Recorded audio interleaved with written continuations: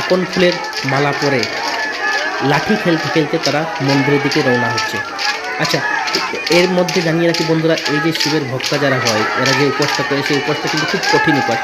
সারাদিন নির্জলা থেকে না কিছু খেয়ে এরা রাত্রেবেলায় শিবকে পুজো দিয়ে শিবের আরাধনা করে ওই শিব মন্দিরেই এক গ্লাস শরবত খেয়ে তাদের উপাস ভঙ্গ করে বা উপাস ভাঙে।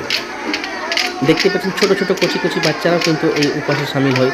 এটা একটা মজার ব্যাপার বন্ধুরা, যারা উপাস করে তারা একটা মজার মতন নিজেদের মধ্যে আনন্দ করে করে এই উপাসটা তারা সম্পন্ন করে। দেখতে পাচ্ছেন বাজনা বাজিয়ে নাচ করতে করতে তারা মন্দিরের দিকে রওনা দিয়েছে এবং তার পেছনে পেছনে সারা গ্রাম, মানে বিশ্বাস করবেন না বন্ধুরা, প্রায় 100 থেকে 200 থেকে 300 ভক্তা তো ছিলই, মানে শিবের উপাস।